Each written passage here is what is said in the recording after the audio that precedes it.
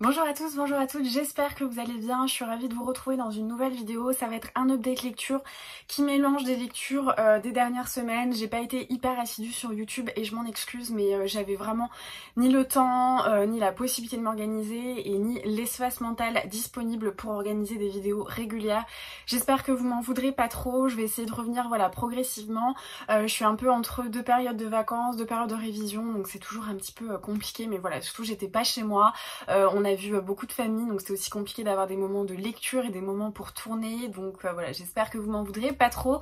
Mais aujourd'hui je suis rentrée, j'ai un petit peu de temps, donc je me suis dit que j'allais vous parler des dernières lectures que j'ai faites. Il y a 2 romans et 2 BD, donc 2 graphiques, comme ça il y en a pour tout le monde. La première lecture que j'ai faite c'est Ressac de Digli. Donc Digli c'est une illustratrice qui est également autrice.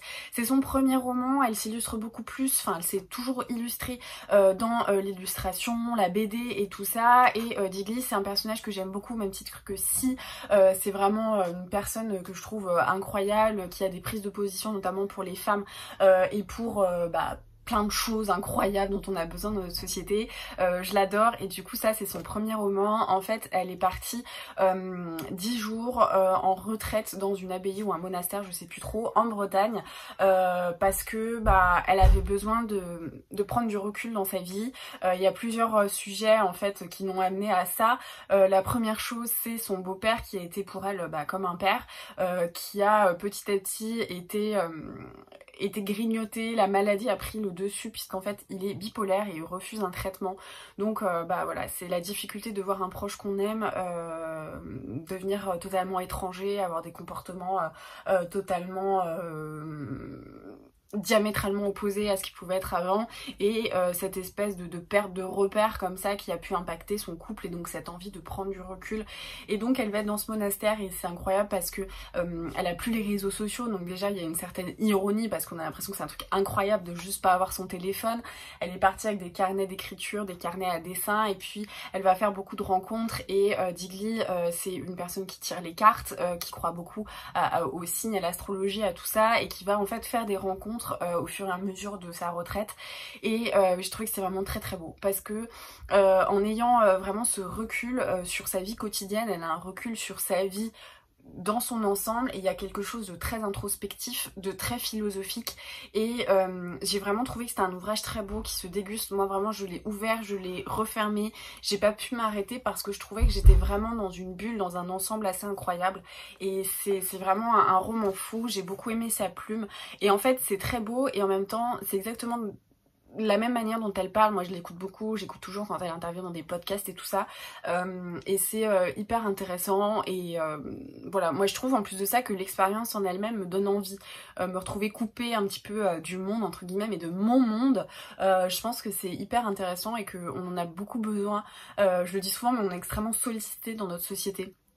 On doit répondre aux messages, on a les systèmes d'accusés de lecture, on doit toujours être surdisponible pour les gens. Si on veut pas sortir, on doit se justifier alors qu'on a le droit de pas vouloir sortir et tout ça.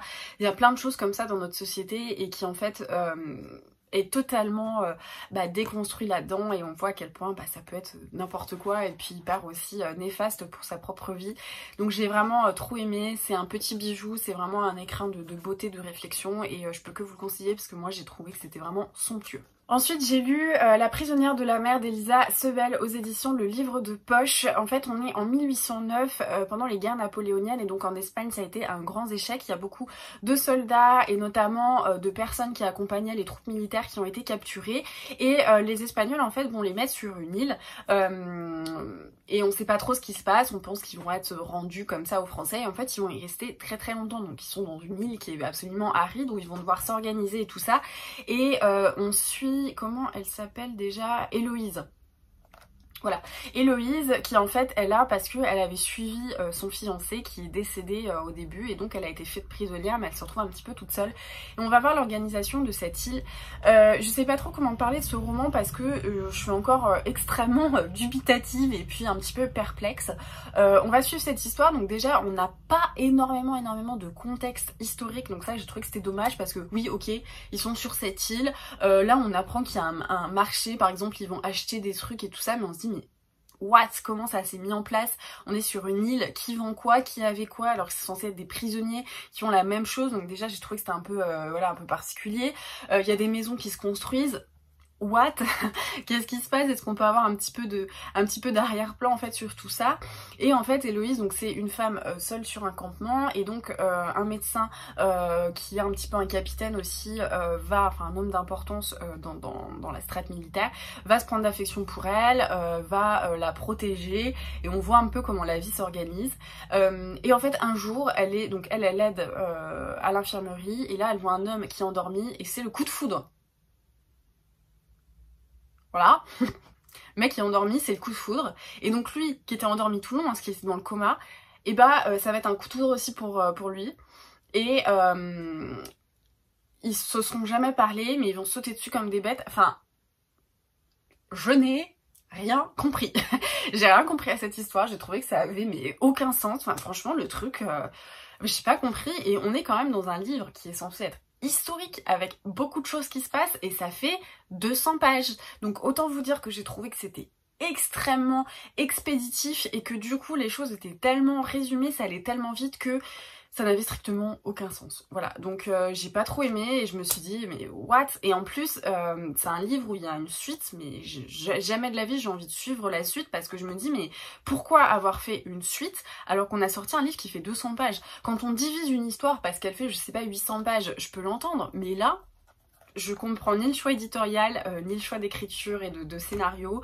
Voilà, c'était un loupé pour moi. Niveau BD, mon chéri m'a offert la deuxième décennie de l'Arabe du futur, donc le tome 2, et j'ai trop aimé. On suit donc le petit Riyad en Syrie avec sa mère française et son père syrien qui est un docteur là-bas, et en fait on voit l'évolution de la société, on voit tout ça. Moi l'Arabe du futur, enfin je sais pas s'il y a vraiment une nécessité de le présenter, mais c'est vraiment une plongée dans la vie de Riyad Sattouf lui-même, qui a grandi en Syrie, donc avec ses parents, qui découvre en fait cette société syrienne, les choses avec la naïveté d'un enfant, avec le regard d'un enfant qui comprend pas, et pour qui des fois il y a des trucs qui sont totalement invraisemblables, surtout le poids de la religion. En plus c'est un enfant voilà d'une famille avec une femme qui est une mère qui est athée et qui est française, donc lui c'est le petit blond au milieu d'un village syrien, donc on va voir toutes les discriminations qu'il va pouvoir subir, le fait que forcément c'était un petit blond, donc tout le monde l'appelait le juif, donc il était persécuté. On voit à travers de son regard la découverte de la religion,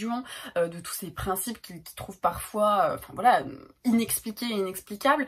Donc en fait on suit comme ça la vie du petit Riyad, et puis ensuite Riyad Sattouf est arrivé en France, donc on va voir quand il va arriver en France et puis vivre en France, et c'est génial. Moi je me régale parce que c'est à la fois très drôle, c'est très incisif, et en même temps ça nous montre cette société au cœur de celle-ci. C'est un peu pour moi comme Persépolis, je trouve que c'est hyper intéressant de voir l'évolution de la société, l'évolution en plus de ça de régimes parfois de plus en plus extrémistes en termes de religion, et on voit ça au travers de quelqu'un qui a tout vécu, avec l'expérience, le contraste d'un pays un petit peu plus démocratique que pouvait l'être la Syrie, où le conflit est plus absent on va dire que là-bas, et c'est trop intéressant et j'aime trop, et je suis trop contente de continuer. Je sais pas pourquoi j'en suis que au tome 2 parce que j'adore Riyad Sattouf, mais en fait à chaque fois je pense pas à continuer, mais c'était vraiment génial, donc je peux que vous conseiller si vous aimez les questions géopolitiques, avec toujours sentiment d'avoir de tâtonner là-dedans,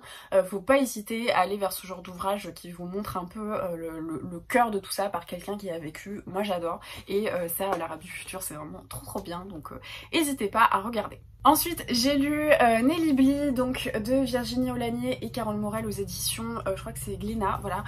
Ça raconte l'histoire de Nelly Brown, donc cette journaliste qui a vécu en fait, je crois qu'on est au 19e, ouais c'est ça, au 19e, au début du 20e, je sais plus exactement, donc à New York. Elle est journaliste, et elle décide de se faire passer pour folle pour intégrer l'asile de Blackwell où toutes les femmes étaient un petit peu envoyées. Et donc c'est une histoire vraie, il y a d'ailleurs un livre, je crois que ça s'appelle 10 jours d'enfermement ou d'internement, je sais plus exactement, ça se trouve je dis une grosse bêtise, mais n'hésitez pas à taper Nellie Bly, Nellie Brown sur Google, vous trouverez très facilement. Et donc elle s'est fait passer en fait pour folle et elle va du coup écrire un article sur les conditions d'internement, mais sur aussi les conditions les conditions pour accéder à cet internement, parce que c'est quand même extrêmement grave de se faire interner. Et elle, qui est une personne totalement saine d'esprit, va voir qu'après un rendez-vous de 5 minutes, elle est déclarée folle, totalement aliénée et apte à être enfermée un peu ad vitam aeternam. Et donc elle va montrer ça, d'une part les conditions, mais à quel point une femme elle pouvait être enfermée pour des raisons totalement voilà quoi. On a par exemple l'exemple d'une vieille femme. La famille veut déménager, elle est un petit peu encombrante, bah on va la mettre dans un asile de fous. Pourquoi pas? Et il y a plein de choses comme ça et c'est hyper intéressant et cet article avait vraiment permis de mettre en avant déjà les violences que subissaient les femmes internées, notamment de la part des infirmières. Il y avait énormément de mauvais traitements, elles vivaient dans des conditions pas possibles, où il faisait extrêmement froid, où on leur donnait du pain, des trucs qui étaient déjà moisis à manger, enfin vraiment c'était des conditions qui étaient pas possibles pour être comment dire, internées. Enfin c'est des malades, des gens qui sont malades, c'est pas enfin d'ailleurs aucun humain ne devrait être traité comme ça, mais voilà, c'est pas des prisonniers au Moyen-Âge, enfin et pourtant elles étaient traitées comme telles et du coup elle va retracer tout ça, donc nous on voit ça et c'est hyper intéressant. Moi j'ai adoré, c'est Nellie Bly, enfin l'histoire de Nellie Brown, j'aime trop et donc là d'avoir la BD j'étais vraiment trop contente, donc n'hésitez pas à vous tourner là-dessus, c'est vraiment une BD super chouette, ça rejoint un peu ce que je disais avec le bal des folles de Victoria Mass. Moi j'aime beaucoup comme ça les prémices de la psychiatrie et notamment psychiatrie féminine, parce qu'à l'époque on n'imaginait même pas qu'un homme puisse être en psychiatrie, parce qu'un homme avait été doué d'une intelligence incroyable et d'un cerveau qui surpassait celui de la femme, donc on n'imaginait pas qu'il puisse être fou, possédé ou ce genre de choses, alors que les femmes c'était vraiment le dépotoir quoi. La psychiatrie féminine c'était vraiment le truc où on mettait les femmes qui prenaient un petit peu trop de place. J'aime beaucoup ce sujet et donc là ça rejoint un petit peu ça et c'était vraiment trop cool. La plume est magnifique, le trait de crayon est très très beau, je vous montre pas parce qu'en fait ça m'a servi de presse pour ça m'a servi de presse pour mes feuilles et mes petites fleurs que j'ai récoltées en vacances, donc malheureusement je vais pas pouvoir vous montrer, mais c'était vraiment trop beau et j'ai trop aimé, donc n'hésitez pas si vous aimez ce genre de sujet, c'est pour moi un incontournable. Voilà, j'espère que cette petite update lecture vous aura plu. Bon, comme vous voyez, il n'y a pas grand chose, mais je me suis dit, allez, je suis à la maison, je serai pas à la maison avant encore une semaine, c'est le moment de le faire, donc voilà. Je me suis dit que j'allais vous en parler, j'espère que certains livres vous auront plu, que certaines BD vous intéressent, ou que le livre de Jiggly, voilà, vous a un petit peu titillé, c'est un petit écrin merveilleux, et je peux que vous le conseiller. Donc n'hésitez pas à me dire dans les commentaires si certains titres vous intéressent, et en attendant la prochaine vidéo, je vous embrasse, je vous dis à très vite, et je vous souhaite de très bonnes lectures.